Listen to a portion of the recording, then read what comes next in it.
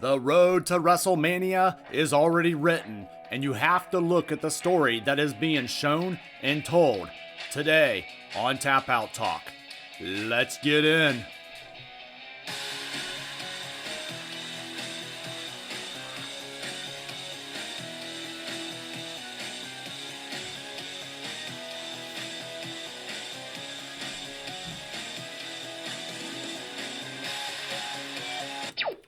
Welcome everybody, this is Tap Out Talk, episode 23. The road to WrestleMania is already written. And you guys just need to know that we are going to be going over the predictions and all the layout to WrestleMania. If you pay enough attention, you will realize these matches have already been planned and already been shown to us, and they will soon be revealed in the coming months. So, with all due respect, let's get in, and we will go over 8 of the most common matches that we will see here at WrestleMania. I want to give you the big one really up front. So, that match is going to be none other than Austin Theory versus Shane McMahon. So, you have to ask yourself, this match has just been revealed and it makes total sense. Why has Vince McMahon been back on WWE TV? McMahon made his return at Survivor Series a few months back, and nobody has answered the question of why is he back on TV? If Vince McMahon is back on TV, it comes with purpose, and it's not just to chase golden eggs for The Rock's movie. It came with the purpose of a young protege named Austin Theory that McMahon has paid attention to, and paid more attention to than his own son. Think about that for a minute. McMahon comes back at Mania season, picks some random young and up-and-comer, gives him lots of attention and guidance on how to go through matches, done multiple skits with him. When has Vince McMahon done this in the last few years?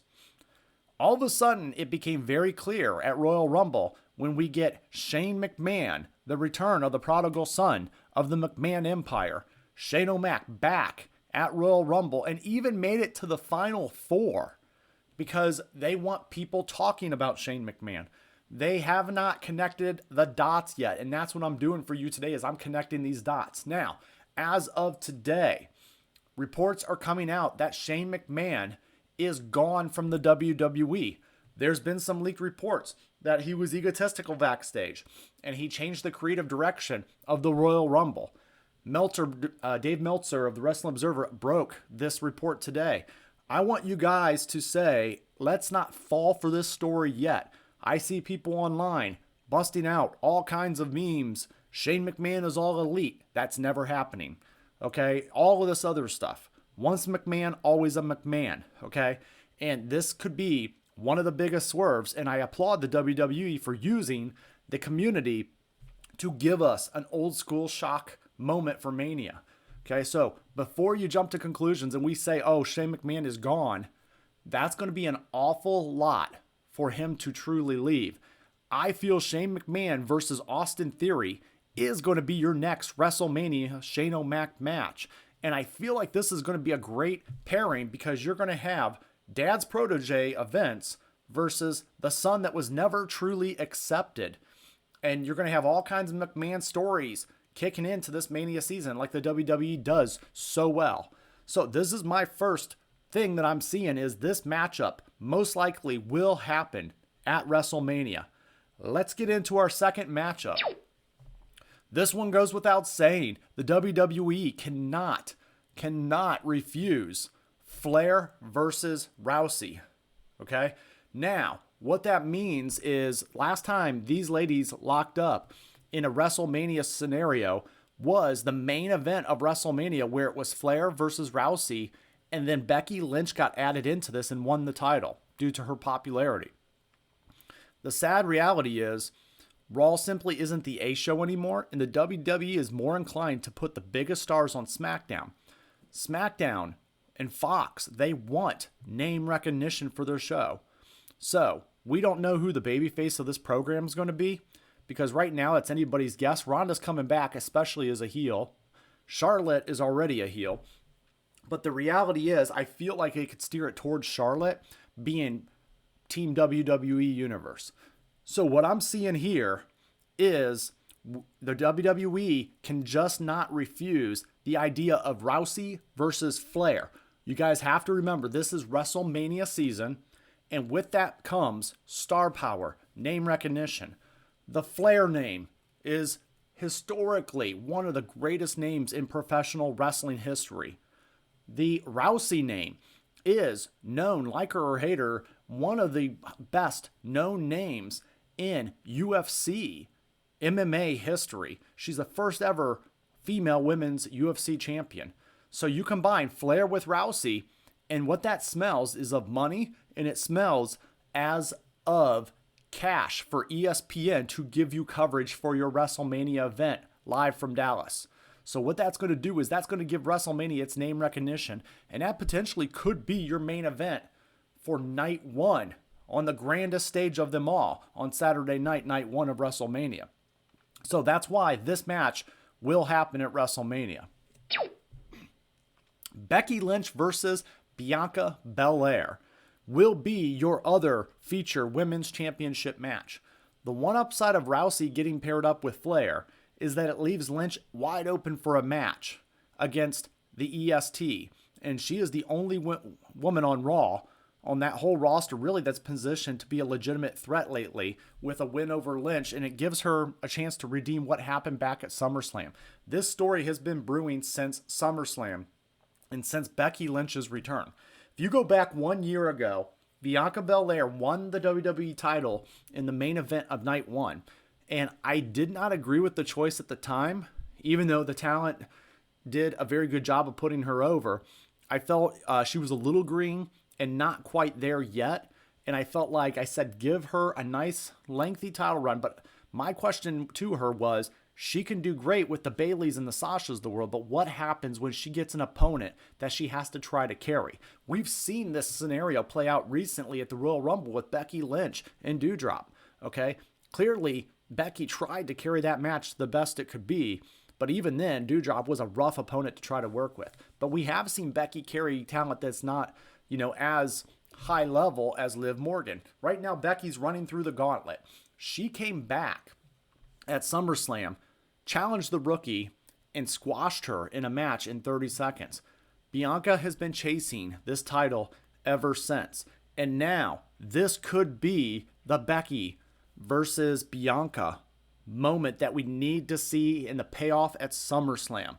I could see this being a submission match or something to the point where we have a true declared I give up winner.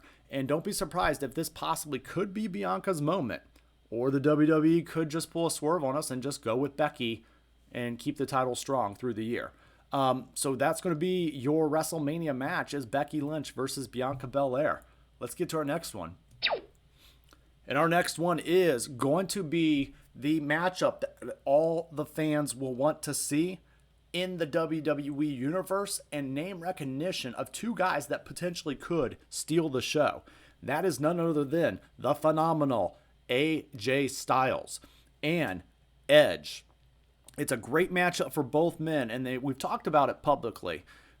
With the right amount of time, it could steal the whole WrestleMania, not show, but weekend. Okay, these two are veterans in the ring. They have name recognition. This literally would be and could be built as Edge representing the WWE brand he has built up there. AJ Styles representing the independent wrestling scene, who has came to the big dance of the WWE and succeeded, but succeeded everywhere he went. So these two could put together a phenomenal show and phenomenal match, no pun intended. And I could see this being one of the great names that draws people into a WrestleMania caliber match. To my knowledge, we have not gotten this match one-on-one either. So I feel like this has definitely got that big match appeal.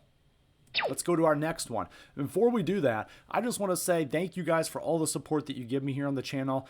I enjoy doing this and talking wrestling. You guys can follow me on Twitter. Also, like, share, or subscribe. Either one of those helps out my channel so much. So I appreciate each and every one of you guys for doing that. My next matchup, this is going to be RK Bro, okay?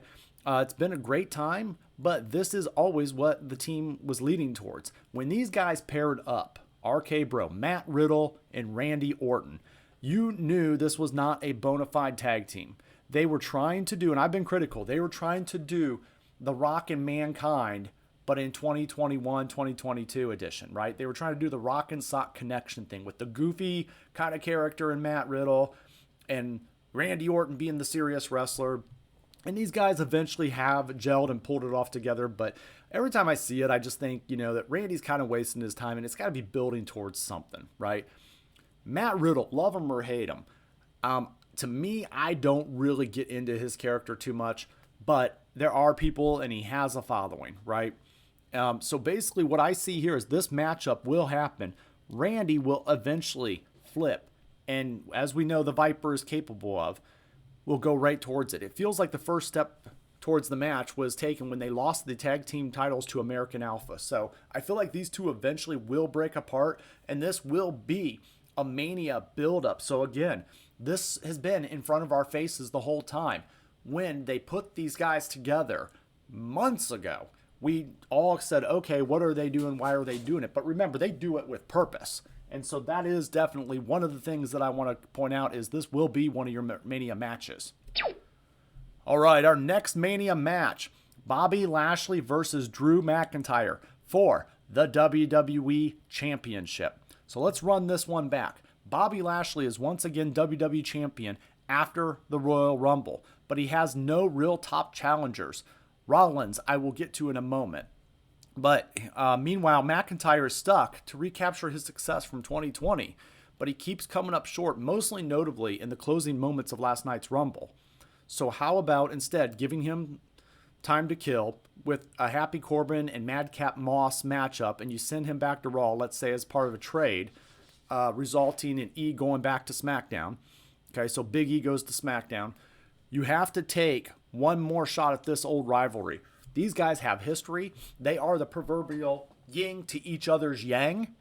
And I feel that this is just the next chapter in a great evolution of guys that are getting back to dominant, as we say, with the Bobby Lashley landscape. So what I look at is these guys are very similar timelines. I've talked about this on a previous podcast. I'll link it.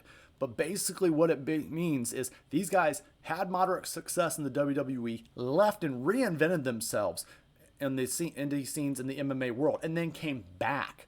And these two have clicked and always had a very dynamic between each other. And that's what builds good wrestlers and good rivalries. So how about we get past the WrestleMania season, and remember, Drew has a stipulation that as long as Bobby Lashley is champion, he was to never get another title shot. I feel like we're going to find a loophole in that situation, and that's going to lead to the ultimate showdown between these two at WrestleMania. So you could basically have them swap heel versus face. It could go either way going into the season, but I feel like that's going to be your show. That's your long-term booking, and that's your payoff. Let's move on. All right, so the next matchup that we have, potential prediction for WrestleMania, Sasha Banks and Bayley, the besties, right? The best friends that have grown up in this industry together versus the old regard, the Bella twins. Okay, so this one might seem a little weird, but hear me out. The Bellas, despite Nikki dealing with a serious neck injury, were back in action in the Women's Rumble.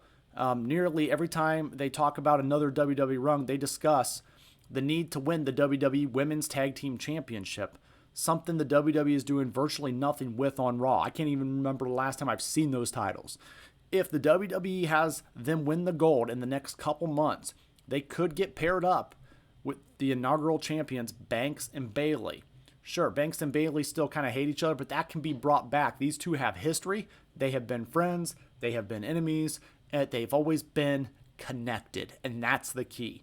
And it wouldn't take much to put them back into the battle to take out the old divas that keep coming out of retirement. This story writes itself. It's the old versus the new, and it's a great way for Bayley and Sasha to prove to the world that the Divas era is truly over.